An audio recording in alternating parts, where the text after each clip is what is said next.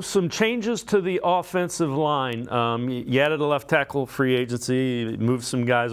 How does the offensive line look? That's obviously important.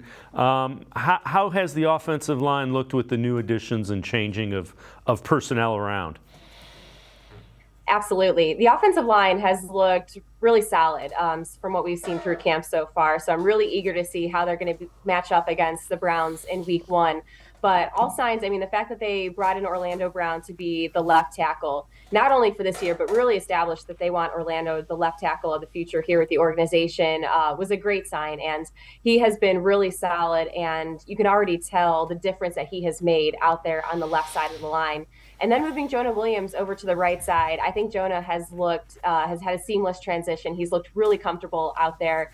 And if an offensive line for this Bengals team can stay healthy for the remainder of the season, something we haven't had the luxury of seeing over the last few years, Dave, I really think that could be one of these strong points for this Bengals team, just because when you look at the pieces on that line, they've really started to form a solid foundation. And I'm excited to see, too, what Cordell Volson over at left guard will be doing in his second year, as he has another year in this system, second year in the NFL, as he's grown into matured into that guard spot.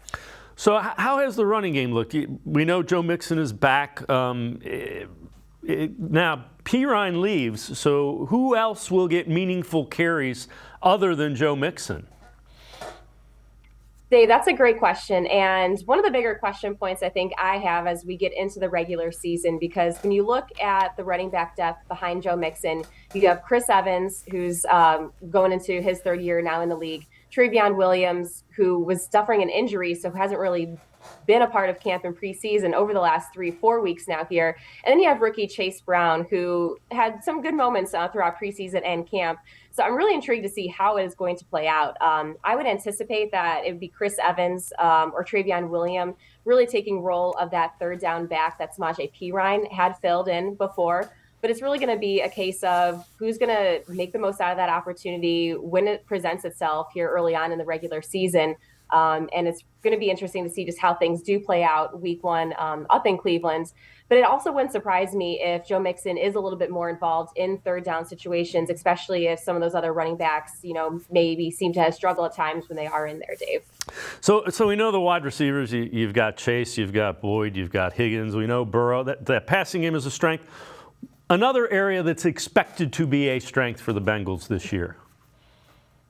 It absolutely is. And not only do you mention the big three, those three receivers, but it was also huge for the Bengals to add Irv Smith, the tight end in free agency, who was with the Minnesota Vikings beforehand. If he's the Irv Smith that showed when he was in college, I think the Bengals have gotten another dynamic weapon for Joe Burrow to be able to use.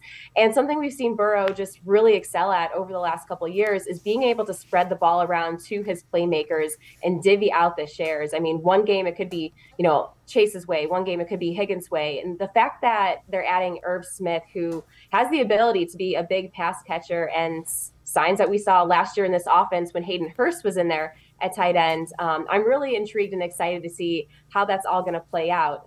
But I mean, it's hard to ignore the fact that they do have three of the top receivers in the league when they play together as a unit with Jamar Chase, T. Higgins, and Tyler Boyd. So it almost, Dave, becomes times pick your poison. Who on the Bengals offense do you want to try to shut down and limit?